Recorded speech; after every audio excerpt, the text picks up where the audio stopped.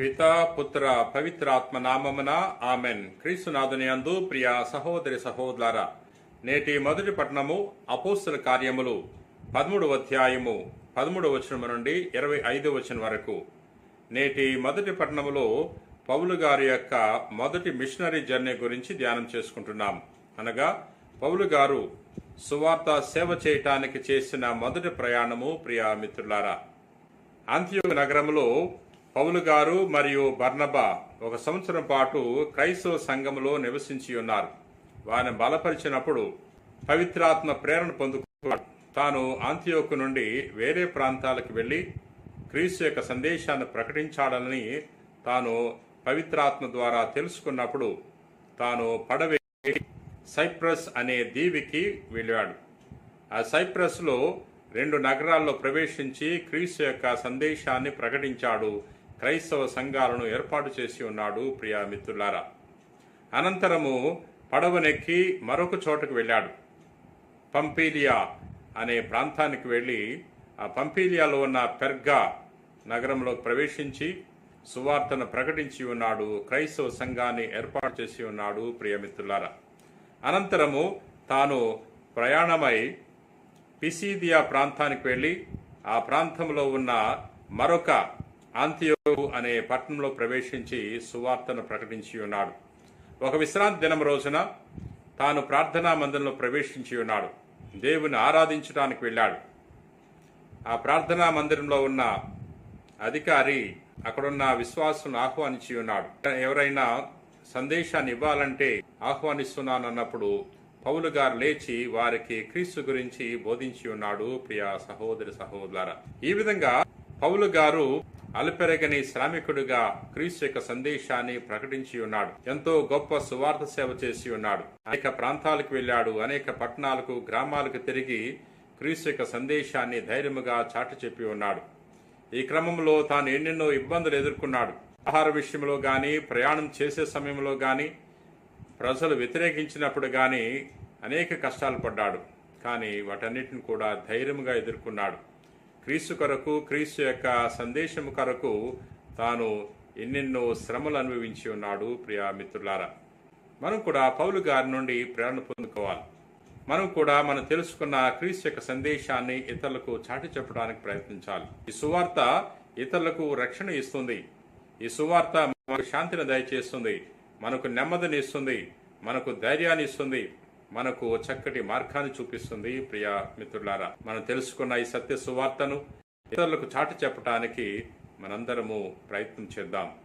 నేటి సువిశేషము యోహాను సువార్త 13వ అధ్యాయము 16వ వచనం నుండి 20వ వచనం వరకు. నేటి సువిశేషములో యేసు ప్రభు కడరాత్రి భోజనములో పలికిన మాటల గురించి ధ్యానం చేసుకుంటున్నాం.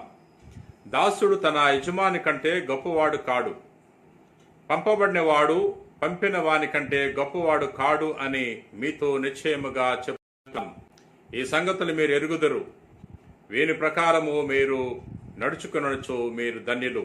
ప్రియ సహోదరి సహోదరులారా, యేసు ప్రభు కడరాత్రి భోజన సమయంలో తన శిష్యుల పాదాలు కడిగారు.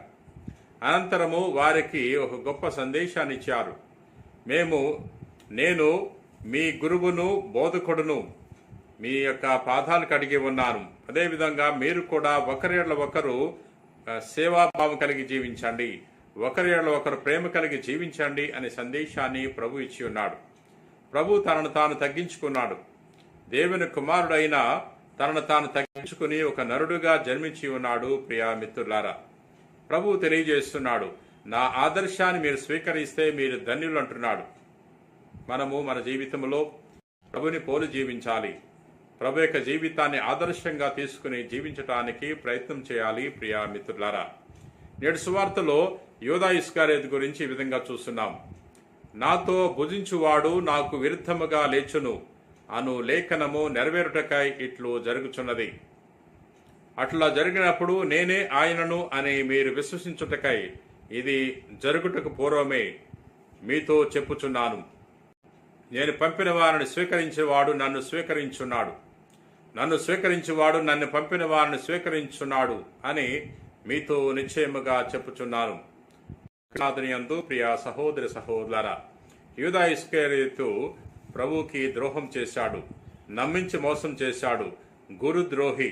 డబ్బు బాగా సంపాదించాలని ప్రభువుని శత్రువులకు అమ్మివేస్తున్నాడు. ప్రియా మిత్రులారా, తన విషయంలో ప్రభు ఈ విధంగా పలుకుతున్నాడు, మనిషి కుమారుడు గతించును, కానీ మనిషి కుమారుణ్ణి అప్పగించువానికి అయ్యో అనర్థము, అతడు జన్మింపకుండినచో బాగుండేది అని ప్రభువు తెలియజేస్తున్నాడు.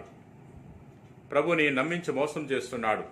ప్రభు చెంతకు వచ్చింది స్వలాభము కొరకు, డబ్బు సంపాదించటానికి. అటువంటి దురుద్దేశముతో ప్రభుని ఆశ్రయించాడు. ప్రియా మిత్రులారా, మన జీవితంలో మనము స్వచ్ఛమైన మానవ సంబంధాలు ఏర్పాటు చేసుకోవాలి.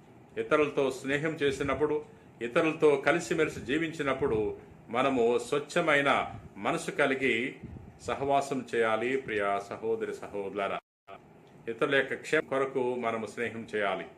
ఇతరులను మోసం చేయటానికి కాదు. ఇతరులను మోసం చేయటానికి మనం స్నేహం చేస్తే మనం కూడా తగు మూల్యము చెల్లించుకుంటాం. ప్రియా సహోదరి సహోదరులారా, అందుచేత మన జీవితంలో ఈ గొప్ప మానవ సంబంధాలు ఏర్పాటు చేసుకోవటానికి కావలసిన మంచి మనసును, విశ్వాసాన్ని ప్రసాదించమని ఆ ప్రభుని వేడుకుందాం. ప్రార్థన చేసుకుందాం. ప్రేమ కలిగిన ప్రభువా, దయగిన సర్వేశ్వర, ప్రభువా, నిన్ను స్తుతిస్తున్నా, మహింపరుస్తున్నా, గణపరుస్తున్నాం. ఓ గొప్ప దేవుడా, నేటి వాక్యము ద్వారా మాతో మాట్లాడినందులకు నీకు వేలాది వందనాలు. ప్రభువా, నేటి మొదటి పట్టణంలో పౌలు గారు సువార్త సేవ కొరకు ఎంతగానో శ్రమించి ఉన్నాడు. అనేక ప్రాంతాలకు, పట్టణాలకు, గ్రామాలకు వెళ్లి అలుపరి సువార్త సేవ చేసి ఉన్నాడు. ప్రభువా, మేము కూడా పౌలు గారిని ఆదర్శంగా తీసుకుని సువార్తను ఇతరులకు ప్రకటించడానికి ప్రేరణ పొందుకునే వాక్యాన్ని దయచేయండి. ప్రభువా, నేటి సువార్తలో నీ కుమారుడు యేసుక్రీస్తు ప్రభు మాకు గొప్ప ఆదర్శాన్ని ఇచ్చాడు. తన శిష్యుల పాదాలు కడిగి మాకు గొప్ప సందేశాన్ని ఇచ్చి ఉన్నాడు. మేము కూడా ఒకరేళ్ళు ఒకరు ప్రేమాభావము, సేవాభావము కలిగి జీవించే వాక్యాన్ని దయచేయమని మా నాథుడైన క్రీస్తు ద్వారా మనవి చేయుచున్నాం తండ్రి. ఆమెన్.